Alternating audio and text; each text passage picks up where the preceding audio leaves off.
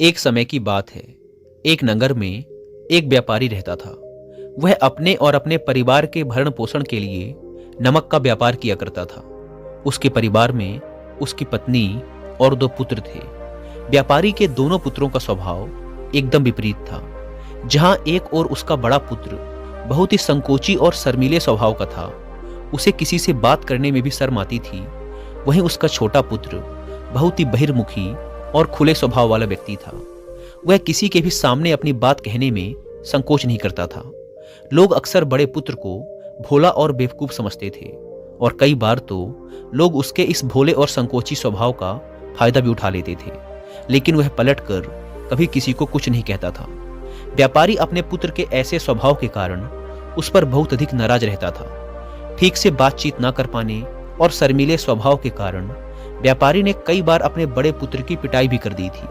हालांकि बार बार उस पर गुस्सा करने और पीटने की वजह से व्यापारी के बड़े पुत्र का स्वभाव सुधरने की बजाय और खराब हो गया था। अब शर्म और संकोच के साथ साथ उसके अंदर डर भी बैठ गया था। आत्मविश्वास की कमी की वजह से बड़ा पुत्र बचपन से ही बहुत अधिक परेशान रहने लगा था। अपने डर की वजह से वह परीक्षा में याद किए हुए प्रश्नों के उत्तर भी भूल जाता था और उन्हें लिख नहीं पाता था। इस कारण उसकी शिक्षा भी ठीक ढंग से पूरी नहीं हो पाई। बड़ा पुत्र जब जवान हो गया तो व्यापारी ने उसे अपने साथ व्यापार में हाथ बटाने के लिए कहा। अपने पिता के प्रति डर के कारण वह व्यापार में उनका हाथ बटाने के लिए तैयार हो गया, लेकिन वह व्यापार में कई बार ऐसी गलतियां कर देता था जिससे व्यापारी उस पर बहुत अधिक क्रोधित हो जाता था। एक दिन की बात है, व्यापारी किसी काम से शहर गया हुआ था और उस दिन दुकान पर उसका बड़ा पुत्र बैठा हुआ था। तभी कुछ लोग आए और उन्होंने बड़े पुत्र से कहा कि हमें तुम्हारे पिता ने भेजा है और उनका यह संदेश है कि इस समय दुकान में जितनी भी नमक की बोरियां रखी हुई हैं वो सब हमें दे दो। तुम्हारे पिता ने नमक की सभी बोरियों को शहर मंगवाया है। व्यापारी का पुत्र उनसे प्रश्न पूछने की हिम्मत जुटा ही रहा था कि वे दोनों आदमी दुकान के अंदर घुस गए और वहां जितनी भी नमक की बोरियां रखी हुई थी उन सबको अपनी घोड़ा गाड़ी में रखा और लेकर जाने लगे। व्यापारी के पुत्र ने उन्हें रोकने का प्रयास किया, लेकिन संकोच और डर के कारण वह उनसे कुछ कह नहीं पाया। उसने मन ही मन सोचा कि अगर मैं इन्हें नमक ले जाने से रोकता हूं तो पिताजी मुझ पर नाराज होंगे।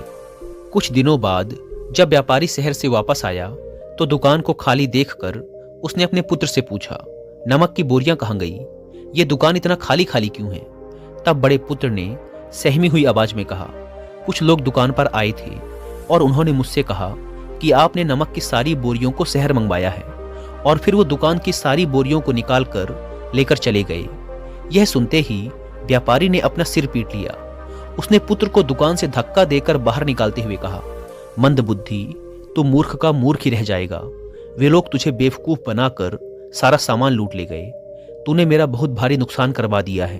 अब यहां से चला जा और घर वापस मत आना। अगर तू वापस आया तो मैं मार मार कर तेरी खाल उधेड़ दूंगा। व्यापारी का पुत्र इस घटना से बहुत दुखी हुआ। एक बार फिर उसके संकोची स्वभाव की वजह से उसके पिता उस पर और अधिक नाराज हो गए थे और साथ ही व्यापार में इतना भारी नुकसान हो गया था। उस समय नगर के कई लोग व्यापारी के पुत्र पर हंस रहे थे और उसका मजाक उड़ा रहे थे, जिससे उसे खुद पर बहुत अधिक शर्मिंदगी महसूस हो रही थी। यही वो समय था जब उसने मान लिया कि अब उसका कुछ नहीं हो सकता। वह हमेशा मूर्ख का मूर्ख ही रह जाएगा और इस समाज में रह रहे लोगों के साथ कदम से कदम मिलाकर कभी नहीं चल पाएगा। यही सब सोचता हुआ व्यापारी का पुत्र नगर से बाहर आ गया और एक नदी के किनारे बैठकर खूब रोया। गहरे पानी को देखकर उसके मन में विचार आया कि अब उसके जिंदा रहने का कोई फायदा नहीं है। उसने निश्चय कर लिया कि आज इस नदी में डूबकर वह खुद को समाप्त कर लेगा। असफल जीवन जीने से अच्छा है कि वह खुद को समाप्त कर ले। उसने जैसे ही नदी में छलांग लगाई और डूबने लगा तो उसी नदी में स्नान कर रहे एक बौद्ध भिक्षु ने उसे बचा लिया और नदी से निकालकर बाहर ले आए। व्यापारी का पुत्र बौद्ध भिक्षु पर नाराज होने लगा और कहने लगा कि आपने मुझे क्यों बचाया? मैं इस असफल जीवन को जीना नहीं चाहता।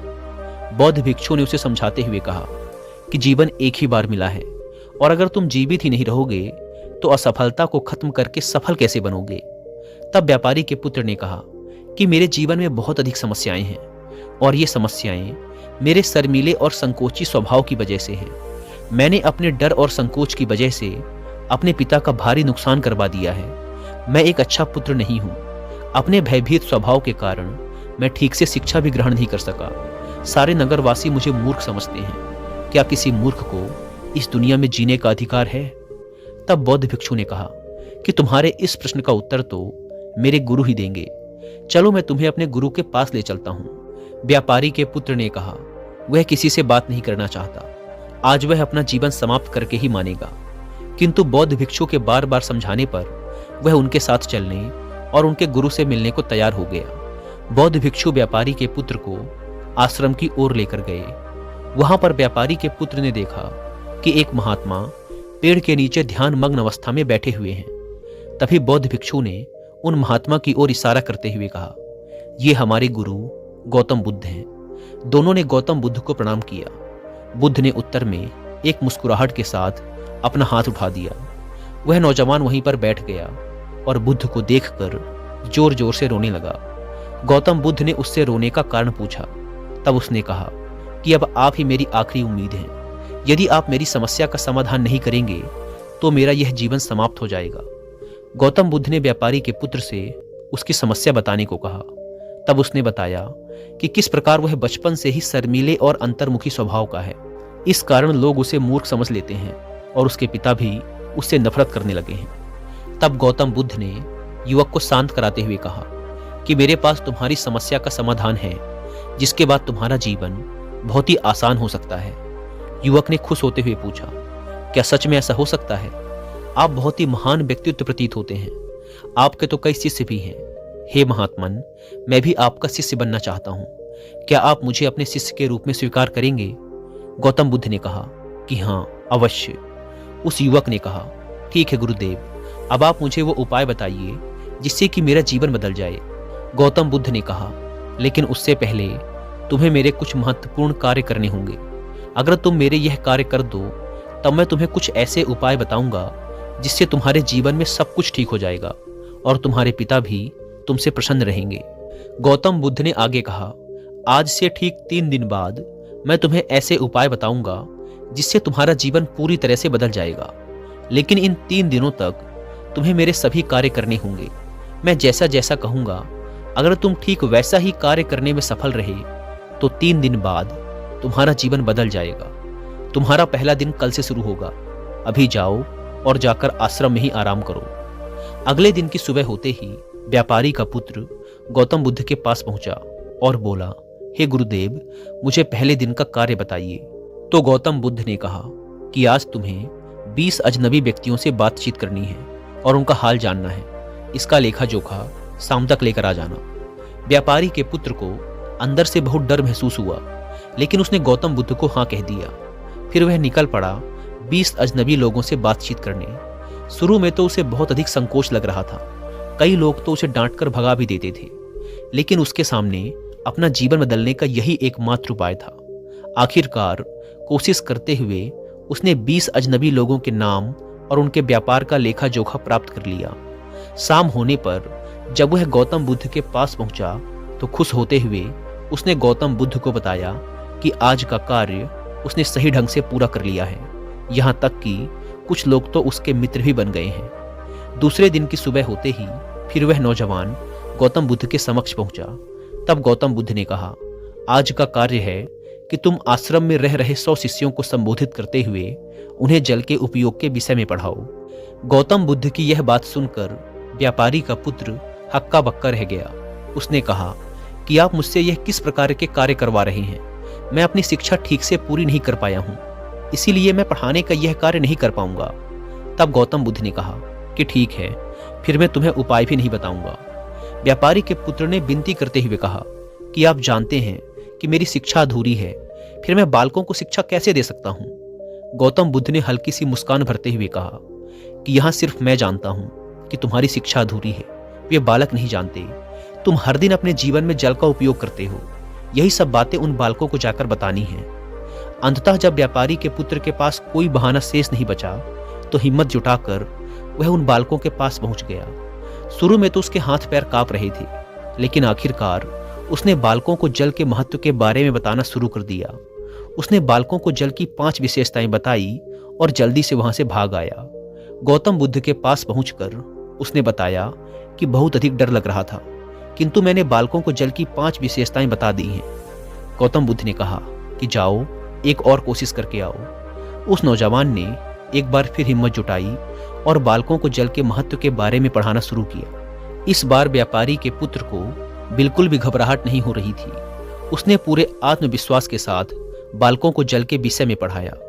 तब गौतम बुद्ध ने उसकी प्रशंसा करते हुए कहा, तुम अवश्य ही साहसी हो। गौतम बुद्ध के मुंह से अपनी प्रशंसा सुनकर वह युवक बहुत प्रसन्न हुआ।